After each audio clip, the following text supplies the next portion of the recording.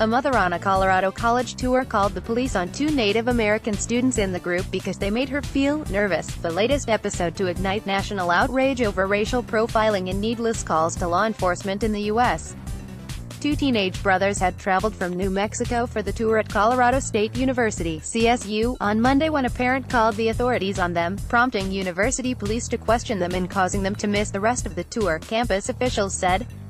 Lorraine was Gray, whose sons were the students on the tour, told The Guardian by phone that the mother on the tour had told police she thought the teenagers were suspicious because they were too quiet. They were trying to figure out what they did wrong, said Gray, adding that her sons, Kane Waker and Thomas Gray, 19, and Skanawati Lloyd Gray, 17, were patted down and asked to empty their pockets. It could have ended so much more tragically. When he reached into his pocket, what if the cop thinks he has a gun and shoots him? The incident, which prompted an apology from the university, comes amid a steady stream of similar accounts across the U.S., including police responding to calls targeting African-American patrons in Starbucks, a golf course, a gym and a Waffle House. A black former White House staffer said he was moving into an apartment building in New York last week when a resident called police on him, reporting an active burglary. In 2 recent California cases, calls to law enforcement led police to fatally shoot unarmed black men, Deontay Yarber in a Walmart parking lot and Stephon Clark in his family's backyard. Lorraine, an indigenous activist in New Mexico, said her sons had saved up money to drive 7 hours to CSU, their dream school. When her 19-year-old called her, frantic, to tell her about the police, she thought he was joking. "It's ridiculous," she said. It quickly became clear to her that her sons' lives could have been in danger, she said. "I could hear the fear and disappointment in his voice.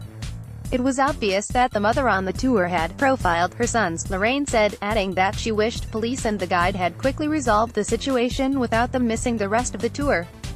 "We want to make an example of this to protect young men in the future from having to go through something like this or something that could be so much worse," she added.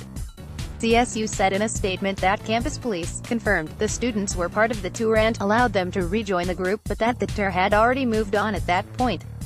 "This incident is sad and frustrating from nearly every angle, particularly the experience of 2 students who were here to see if this was a good fit for them as an institution," administrators wrote, adding that they would refund travel expenses and were reviewing how such an incident can be avoided or handled differently in the future.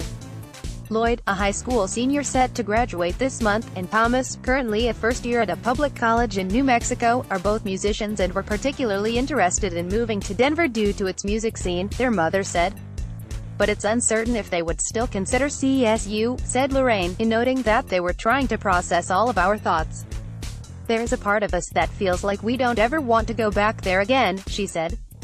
"But maybe we feel an obligation to future generations to be pioneers in a sense, to make that presence and to effect that change."